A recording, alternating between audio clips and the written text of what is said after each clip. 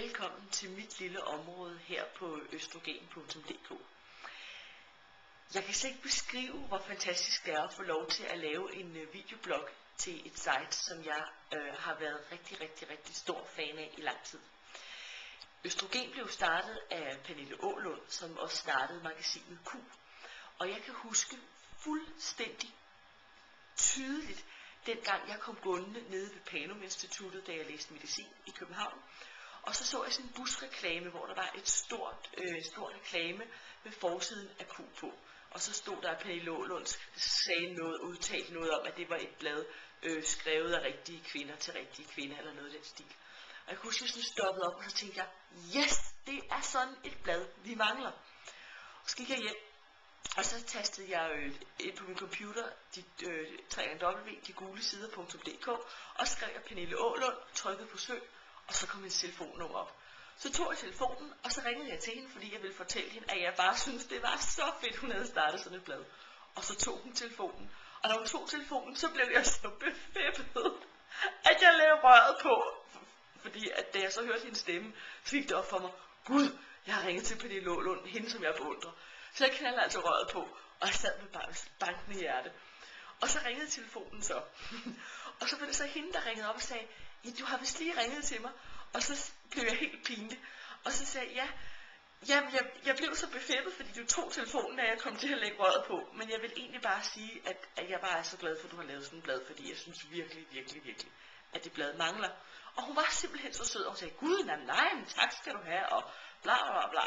Virkelig fantastisk. Og et par uger efter, så tænkte jeg, jeg kunne simpelthen godt tænke mig at have et eller andet med det der magasin at gøre. Og så tænkte jeg, når jeg er god til at stave, jeg er sådan meget P19-gryn med kommaer og den slags ting, så jeg tænkte, kan jeg vide, om ikke de kan bruge mig som korrekturlæser eller andet. Og min hensigt var, at jeg vil bare gerne have et eller andet med det der medie at gøre. Så jeg skrev en mail til dem, at jeg var rigtig god sådan noget med korrektur, om de kunne bruge en korrekturlæser. Og det kunne de. Og det resulterede i, at jeg faktisk, jeg tror lige under et år, 3/4 år eller noget stil, så var jeg faktisk korrekturlæser på nogle af de første udgaver af magasinet Q. Og det kom i stand ved, at jeg ganske enkelt spurgte, om jeg kunne hjælpe med noget, om de havde brug for noget af det, jeg kunne. Så min pointe med det er, hvis der er et eller andet, hvor man kan mærke, at ens hjerte begynder at banke, og man tænker, det der vil jeg gerne have fingrene i på en eller anden facon, så løft telefonrøret og ring, eller skriv en mail. Altså det værste, der kan ske, er, at folk enten ikke svarer, eller også så siger de, nej, vi kan ikke bruge dig. Og så har man jo ikke mindre end det, man havde til at begynde med. Det, der så gør historien endnu bedre, det er, at da så mit powerprinsesseri begyndte, så kom jeg faktisk selv i Q, som en, der blev skrevet om. Og nu sidder jeg, og så kom jeg i QTV også, hvor jeg var inde og danse med Pernille Aalund. Det er jo et meget sjovt klip, hvor jeg ender og undervise i erotisk dans. Og så lige pludselig siger jeg, kom Pernille, du skal også prøve. Og hun bliver sådan helt, hvad? Mit hår og mit ene og det andet. Og der var bare sådan en dejlig, sådan varm fornemmelse i det show, vi lavede.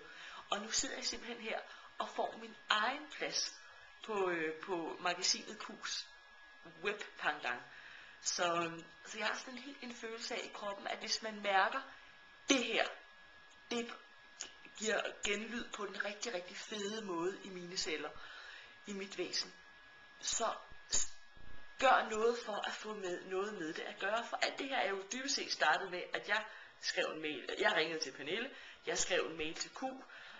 De gange jeg har været i Q-magasinet, der har det også ofte været, fordi at jeg har fået en eller anden idé, eller gjort noget, hvor jeg har skrevet og sagt til dem, kunne det her ikke være noget at dele med Q's læsere? Og det, der er så smukt i livet, det er, at hvis man virkelig har noget på hjerte, og har en ren intention omkring tingene, så er det altså ufatteligt, hvad der kan lade sig gøre. Og det eneste, der skal til, det er løft røret eller skriv en mail.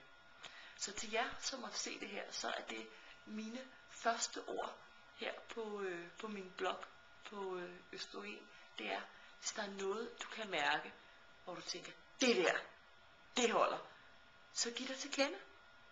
Giv dig til kende. Det er jo din gave til verden. Det er dit væsen.